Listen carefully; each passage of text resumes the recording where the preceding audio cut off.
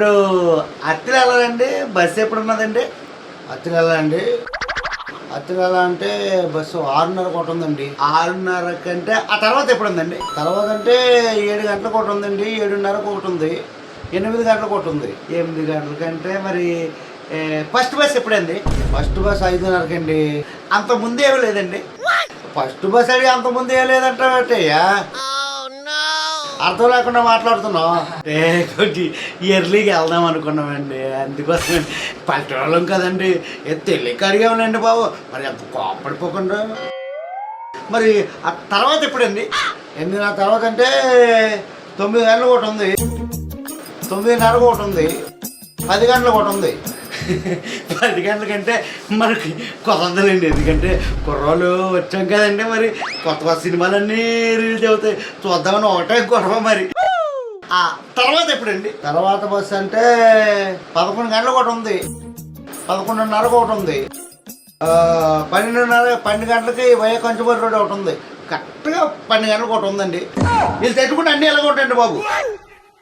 అప్పటికండి బాబు అంత సీరియస్ చూస్తారు, కోపం వస్తుంది. కోపం రాకుండా ఎలాగుంటుంది? ఇదే మరి నలుగురు వెళ్ళడం అంటే ఎవరికాడ వెళ్తే ఏ గొడవ ఉండదు. మరి ఆయన మాత్రం ఎంతమంది చెప్తారా? మనకి చెప్పడమే పడేట ఆయనకి. పిక్చర్ల గురించి వెంటనే కానీ లైవ్ లో ఇదే చూడటం మళ్ళీ చెప్తారు నువ్వు. తర్వాత ఎప్పుడండి? తర్వాత అంటే 1 గంటలకు ఒకటి ఉంది, 2 గంటలకు ఒకటి ఉంది, 2:30కు ఒకటి ఉంది. చూసావా కోపం అవుతుంది? కోపం రాదా? మన ప్రధానికి అడుగుతుంటే అది చల్లగా ఉంటుంది. మరి 2:30 కంటే మన సుమూర్తి గారికి మొన్న పెళ్ళి అయిందండి బాబు, అత్తారింటికి వెళ్ళాడు. 2:30 గంట రాలేదు, సాయంత్రానికి వచ్చేస్తాడు. సాయంత్రం 8 గంటలకు ఉందండి. 6:30కు ఒకటి ఉంది, 7 గంటలకు ఒకటి ఉంది, 7:30కు ఒకటి ఉంది. ఇప్పుడు కోపం ఎందుకండి బాబు? చూసారా చెప్తే మీకు బుద్ధి ఉండదా?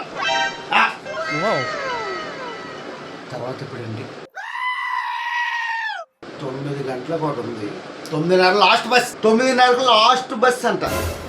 అక్కడ మన సినిమాలోంచి బయలుదేరుతాం, ఇక్కడ బండి బయలుదేరుతుంది.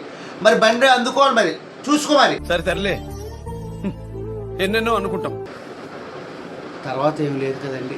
ఏమయ్యా, ఉదయం 6:30కి చెప్పాను, 7కి చెప్పాను, 7:30కి చెప్పాను. చిచ్చి దీనమ్మ ఉద్యోగం, ఈ ఉద్యోగం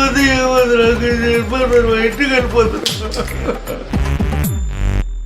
please like, share, subscribe and మీ యొక్క సజెషన్ నాకు ఎప్పటికప్పుడు తెలియపరచండి. నేను మీ రవి వద్దూరి. Thank you.